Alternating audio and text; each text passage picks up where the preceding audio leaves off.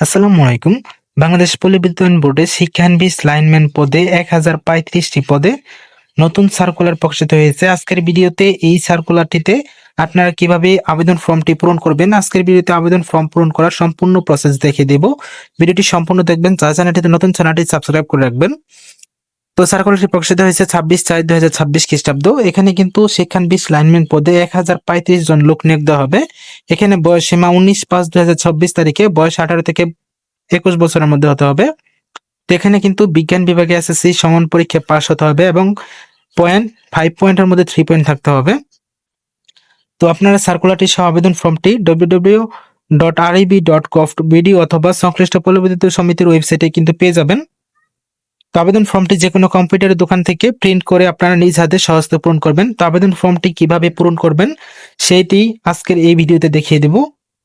আবেদন ফর্মটি কিভাবে পূরণ করবেন, শিক্ষানবিশ লাইনম্যান পদে চাকরির আবেদন ফর্ম, এটা প্রথমে দেখবেন নিয়োগ বিজ্ঞপ্তি নং, এটা সার্কুলার উল্লেখ করা আছে, আপনারা নিয়োগ বিজ্ঞপ্তি নংটি লিখে দিবেন। পরবর্তীতে আপনি এখানে তারিখ দিয়ে দিবেন। দেওয়ার পর এখানে দেখবেন সিনিয়র জেনারেল ম্যানেজার আপনার পল্লী বিদ্যুতের নাম এখানে লিখে দিবেন।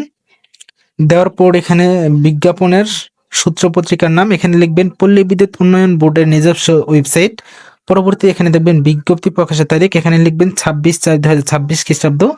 সার্কুলারটি যেই তারিখে প্রকাশিত হয়েছে সেই তারিখটি এখানে দিয়ে দিবেন। দেওয়ার পর এখানে আবেদনকারীর পূর্ণ নাম বাংলায় লিখে দিবেন। অবশ্যই সকল তথ্য সঠিক এবং সার্টিফিকেট অনুযায়ী দিয়ে দিবেন।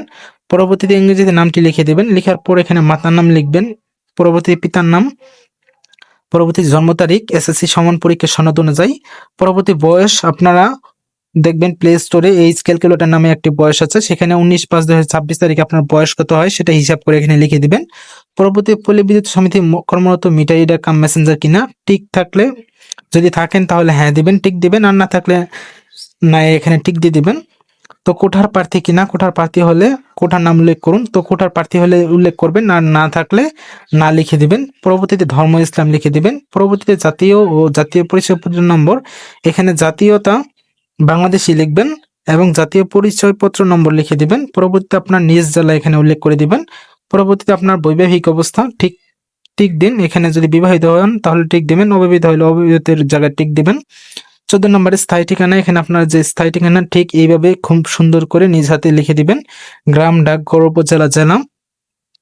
পরবর্তী 15 নম্বর বর্তমান ঠিকানা সেম এইভাবে লিখে দিবেন। পরবর্তীতে 16 নম্বর আপনার ফোন নাম্বার লিখে দিবেন। দেওয়ার পর 17 নম্বর এখানে আপনার postal order, pay order, bank ড্রাফটের বিবরণ, আপনি যে ব্যাংক ড্রাফট করবেন সেই ব্যাংক ড্রাফটের পে ড্রাফটের যে নম্বরটা আছে এখানে লিখে দিবেন। পরবর্তী ক্রয়ের তারিখ এবং মূল্য এখানে লিখে দিবেন।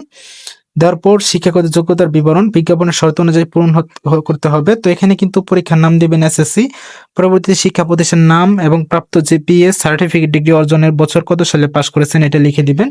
আপনার যদি এইচএসসি সহ থাকে সেম এইচএসসি সহ এখানে দিয়ে দিবেন।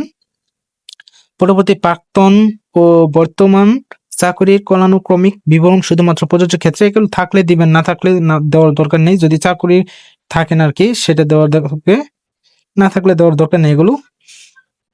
পরবর্তী 20 নম্বর প্রার্থী সম্পর্কে জ্ঞাত 2 জন দায়িত্বশীল ব্যক্তির পরিচয় আত্মীয় ব্যতীত এখানে দিয়ে দিবেন। 2 জন একটা পরিচয়, কোনো দায়িত্বশীল ব্যক্তির পরিচয় এখানে দিয়ে দিবেন।